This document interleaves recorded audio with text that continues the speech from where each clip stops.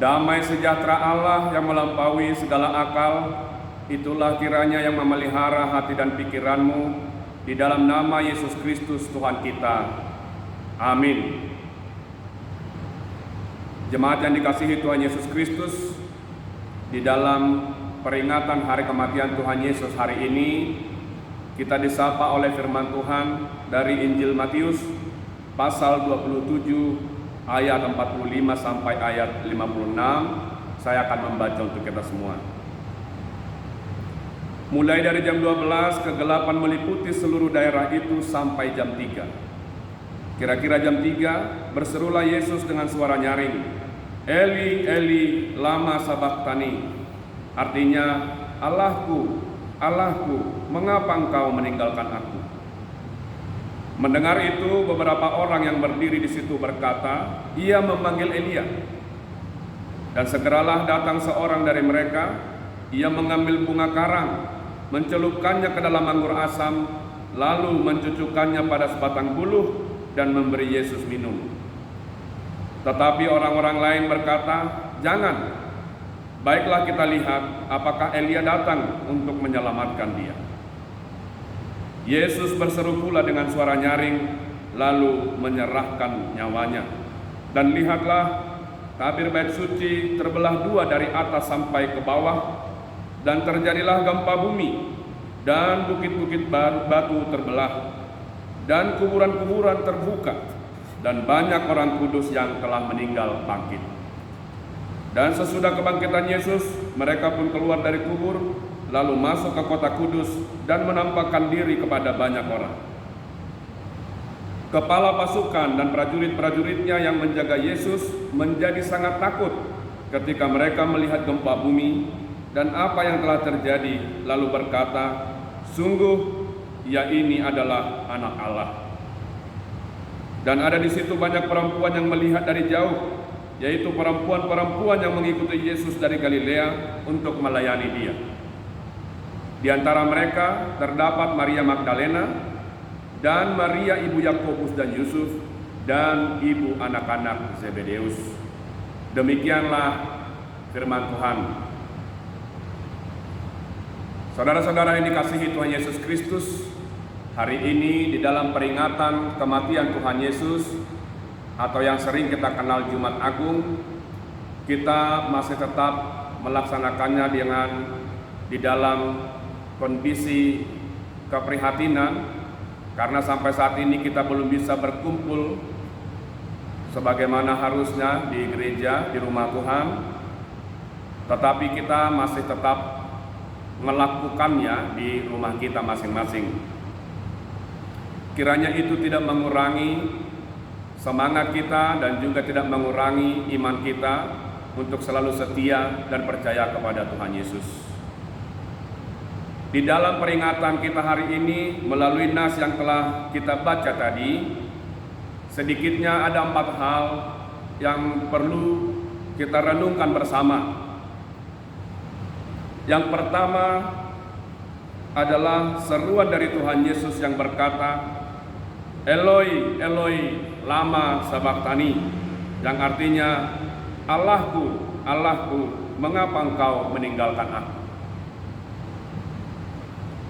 Banyak orang yang berpikir seruan ini seakan-akan hendak mengatakan bahwa Yesus itu telah ditinggalkan oleh Tuhan, bahwa Yesus itu bukan Tuhan, dan banyak tafsiran-tafsiran yang lain.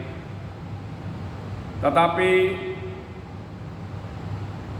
ada 2 hal yang mau disampaikan oleh ucapan ini kepada kita. Yang pertama, sebenarnya seruan ini adalah seruan penderitaan, seruan dari orang yang menderita dengan amat sangat. Seruan ini sebenarnya adalah kutipan dari Mazmur 22 ayat 2, ketika di dalam penderitaannya Daud juga berseru kepada Tuhan dengan mengatakan, "Allahku, Allahku, mengapa engkau meninggalkan aku?" Hal yang lumrah terjadi kalau ada seseorang yang berada di dalam penderitaan yang amat sangat, dengan luka batin dan mungkin juga luka fisik yang tidak terperikan. Ada perasaan seakan-akan kita ditinggalkan oleh semua orang, bahkan kita ditinggalkan oleh Allah. Kita merasa diri kita sendiri di dalam penderitaan, di dalam kesakitan kita. Sebagai manusia 100%, tentu Yesus juga mengalami ini. Sehingga dia berseru kepada Tuhan dengan mengatakan hal yang sama, Allahku, Allahku, mengapa engkau meninggalkan aku? Tetapi benarkah Allah meninggalkan Yesus? Benarkah Allah meninggalkan orang-orang yang menderita? Jawabannya tentu tidak. Tuhan tidak pernah meninggalkan kita di dalam kondisi apapun, di dalam kondisi sukacita maupun di dalam kondisi duka cita, dalam kondisi yang menderita. Dia tetap ada bersama-sama dengan kita. Tetapi seruan batin, seruan jasmani kita yang merasa bahwa kita sedang berada di dalam kesendirian ketika kita sedang menderita adalah hal yang lumrah terjadi. Oleh karena itu, di dalam kondisi kita saat ini, mungkin banyak juga di antara kita yang berseru kepada Tuhan, yang merasa bahwa kita telah ditinggalkan oleh Tuhan. Tetapi sekali lagi, yakinlah bahwa Tuhan tidak meninggalkan kita. Dia ada bersama-sama dengan kita dalam kondisi apapun, kondisi psikologis, kondisi fisik yang seperti apapun yang kita alami saat ini, Tuhan ada tetap bersama-sama dengan kita. Bahkan mungkin saudara-saudara sekalian, ada di antara kita yang oleh karena didera oleh penderitaan yang begitu berat, bahkan tidak mampu lagi mengeluarkan kata-kata. Alih-alih menyerukan seperti seruan ini, Allahku, Allahku, kenapa engkau meninggalkan aku? Mungkin bahkan ada di antara kita yang tidak lagi mampu menyebut sebuah kata pun untuk menyerukan perasaan kita. Tetapi itu pun tetap didengar oleh Tuhan. Rasul Paulus di dalam Roma 8 ayat 26 mengatakan, Roh sendiri berdoa untuk kita kepada Allah dengan keluhan-keluhan yang tidak terucapkan. Tidak semua kita mungkin bisa berseru nyaring seperti seruan Tuhan Yesus ini untuk mengeluhkan, untuk menyampaikan perasaan kita kepada Allah. Tetapi di dalam keluhan yang tidak terkatakan pun Tuhan mendengar. Tuhan mau campur tangan. Apalagi kalau kita dengan nyaring berseru-seru kepada Tuhan, Allahku, Allahku, mengapa engkau meninggalkan aku? Hal yang sama juga dialami oleh Daud. Ketika seruan ini disampaikan kepada Tuhan di tengah penderitaannya, ternyata kemudian Tuhan datang menolong dia dan membebaskan dia dari penderitaan. Hal kedua yang kita maknai dari ucapan ini adalah bahwa ketika manusia jatuh ke dalam dosa, memang benar bahwa Tuhan telah meninggalkan kita. Oleh karena itu seruan Tuhan Yesus hari ini yang mengatakan Eloi Eloi lama sabachthani adalah mewakili kita. Sebagai umat yang berdosa, kita menginginkan Tuhan kembali untuk menyelamatkan. Dan inilah yang dibawa oleh Tuhan Yesus ketika dia mau menderita, ketika dia mau mati, adalah untuk memulihkan kembali hubungan kita kepada Tuhan, sehingga Tuhan tidak akan pernah lagi meninggalkan kita. Dia ada bersama dengan kita setiap hari di dalam perjalanan kehidupan kita. Pesan yang kedua dari nas yang kita baca tadi adalah setelah Yesus menyerahkan nyawanya, maka tabir bait suci terbelah dua dari atas sampai ke bawah. Mungkin perlu dijelaskan sedikit bahwa di dalam bait suci ada sebuah ruangan yang khusus diperuntukkan sebagai tempat maha suci. Ruangan ini hanya boleh dimasuki oleh imam besar sekali dalam setahun untuk mempersembahkan persembahan pengampunan dosa. Tetapi setelah Tuhan Yesus mati, tirai pembatas antara pelataran antara ruang suci dengan ruang maha suci ini kemudian terbelah. Jika selama ini imam besar harus mewakili semua jemaat, semua orang untuk memohon keampunan dosanya kepada Tuhan, maka dengan kematian Tuhan Yesus itu bermakna bahwa kita telah bisa secara langsung berhubungan dengan Tuhan, karena hubungan kita telah dipulihkan dengan Allah. Kita tidak perlu lagi diwakili oleh siapapun untuk menyampaikan permohonan, apalagi untuk meminta keampunan dosa kita, karena Yesus sendiri telah datang. Allah sendiri turun di dalam Yesus Kristus untuk memulihkan hubungan itu. Oleh karena itu, kapanpun kita hendak datang memohon keampunan dosa kepada Tuhan, kita bisa langsung datang kepada Dia dan dosa kita akan diampuni. Pesan yang ketiga, setelah Yesus mati dan terjadi gempa bumi serta bukit batu terbelah, kemudian katanya di dalam Naskita tadi, kuburan-kuburan terbuka dan banyak orang kudus yang meninggal kemudian bangkit. Saudara-saudara sekalian, ternyata kematian Tuhan Yesus ketika Dia menyerahkan nyawanya bukanlah akhir dari segala-galanya. Tetapi sebenarnya kematian Tuhan Yesus adalah awal dari hidup baru untuk kita semuanya.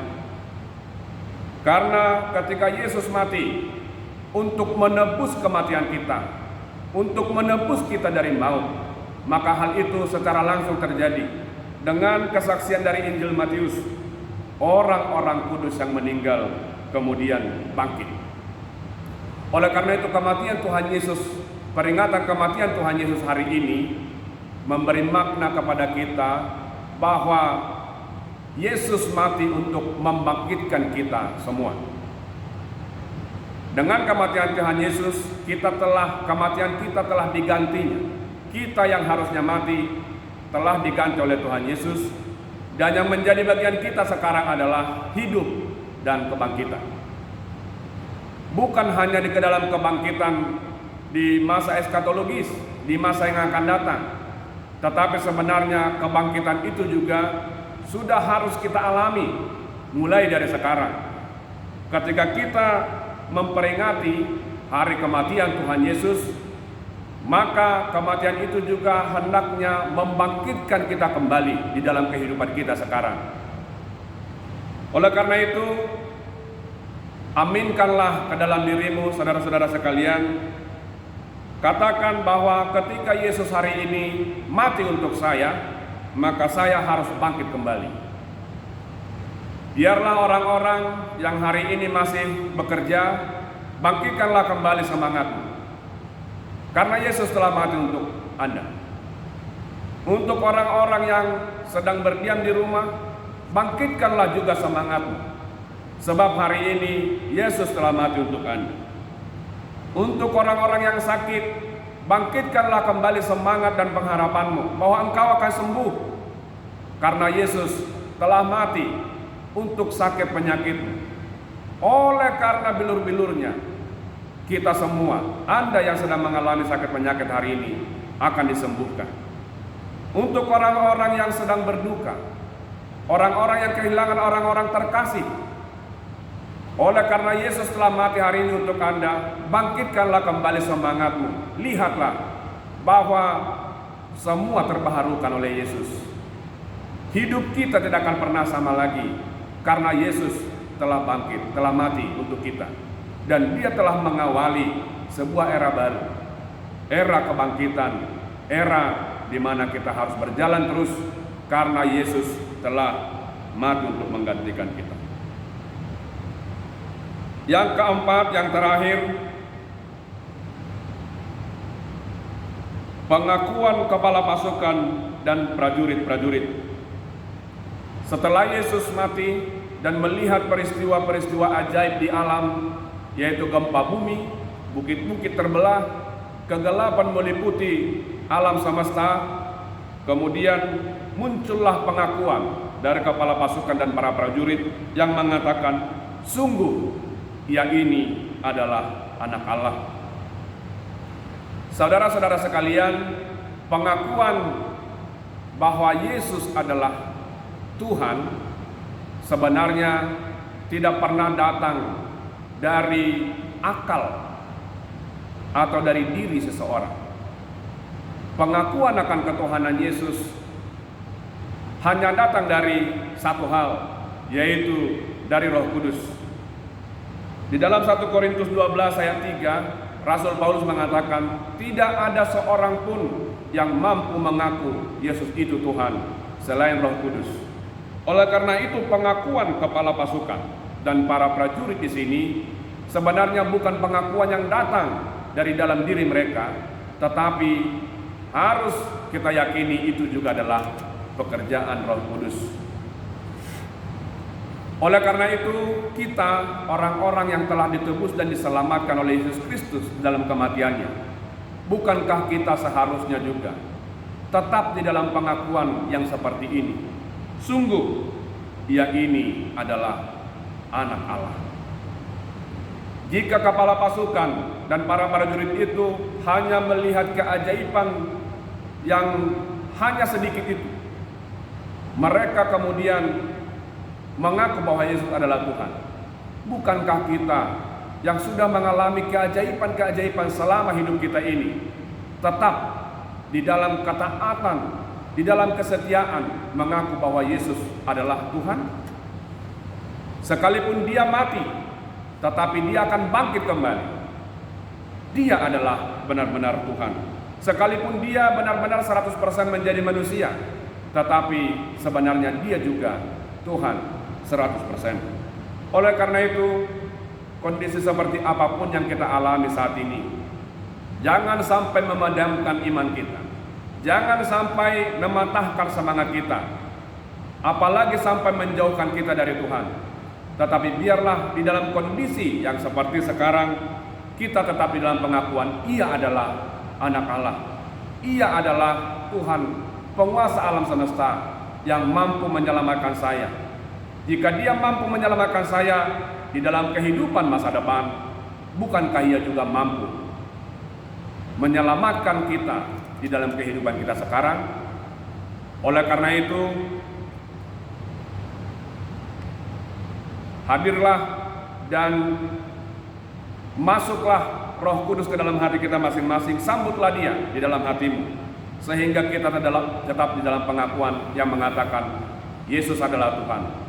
Tuhan yang mati untuk menebus dosa kita, Tuhan yang akan tetap menyelamatkan kita di kondisi apapun. Selamat memperingati hari kematian Tuhan Yesus. Kiranya kita diberkati oleh Tuhan. Amin. Kita berdoa.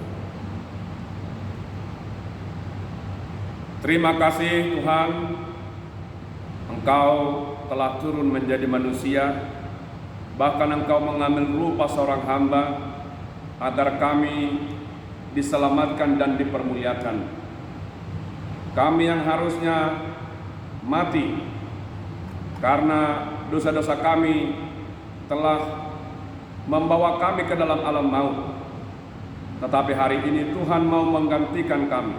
Engkau mati setelah Engkau dicerca, disesah, disiksa, dihina, bahkan sampai kemudian Engkau mati di kayu salib.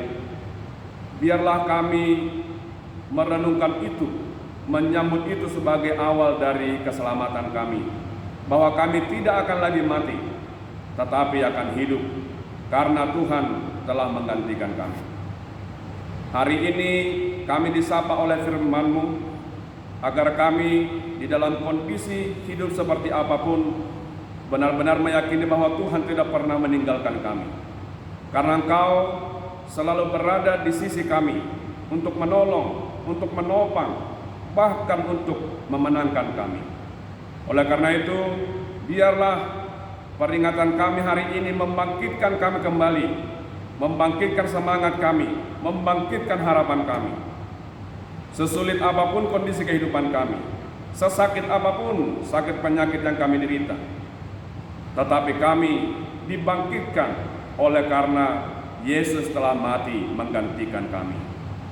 Biarlah Engkau menyembuhkan orang-orang yang saat ini sedang terbaring sakit, menghibur dan memunculkan kembali harapan di dalam hati orang-orang yang berduka dan sedang bersedih. Biarlah Engkau yang membangkitkan semangat orang-orang yang bekerja, orang-orang yang bermasalah di dalam ekonominya. Kami semuanya bangkit oleh karena Tuhan Yesus telah mati menggantikan kami. Biarlah hari ini kami tetap di dalam iman yang teguh, mengaku bahwa Yesus adalah Tuhan untuk kemuliaan Allah Bapa. Biarlah tidak ada seorang pun di antara kami yang kemudian meninggalkan iman percaya kami kepada Tuhan Yesus, karena Dialah satu-satunya Tuhan penguasa alam semesta yang mampu memenangkan kami di dalam kehidupan apapun. Biarlah dengan kematian-Mu hari ini kami benar-benar menjadi orang-orang yang menang terhadap penderitaan hidup, menang terhadap virus corona, menang terhadap perjuangan hidup yang kami perjuangkan saat ini. Terpujilah Engkau Bapa di dalam nama Yesus Kristus Tuhan kami. Amin. Selamat memperingati hari kematian Tuhan Yesus atau Jumat Agung hari ini. Kiranya Tuhan Yesus memberkati kita semuanya. Shalom. Horas.